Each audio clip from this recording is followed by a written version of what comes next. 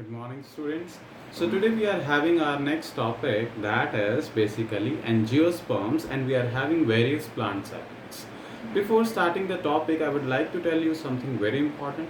If I talk about angiosperm, they are basically having the flower bearing plants. Okay. And they are also having various types of cotyledons, monocotyledons and dicotyledons. And how this is taking place, how the mechanism is taking place, we will see in detail. Here we are having the concept map, detailed study of angiosperm, study about various plant life cycle and alteration of generation. Angiosperm, as I have told you, they are having the flowering plants. Having flowering plants, seeds are covered by fruits and they are in wide range. Size varies from tiny to large. If I have example of tiny one, the tiny angiosperm, that is Wolffia, and if I talk about a tall angiosperm, that is Eucalyptus. This angiosperm provide various important things. For example, food, fodder for animals, fuel and medicines.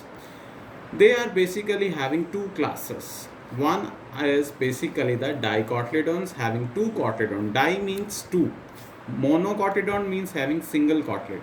Male sex organ is stamen and female is pistil.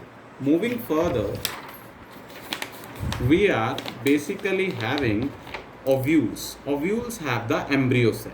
These ovules undergo meiosis. Meiosis, you know, that is reductional division.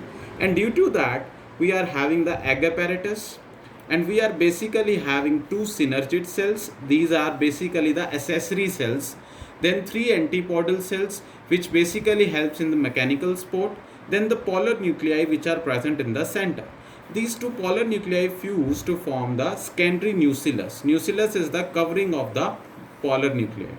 Now there is the pollen dispersal. As you know that pollination is there, where the pollens, they are transferred from anther to stigma. And this pollinations take place, and further we have the formation of the zygote due to the fusion of male and female gamete. Now we will see some of the important things. Due to this fusion, we are having this double fertilization. The cycle of the angiosperm involves zygote that basically changes to embryo. This is the primary, or we can say that is the endosperm nucleus that changes to endosperm. We are having synergids, antipodal cell that degenerate, ovule changes to seeds, ovary changes to fruit. The cycle of angiosperm we will see in the next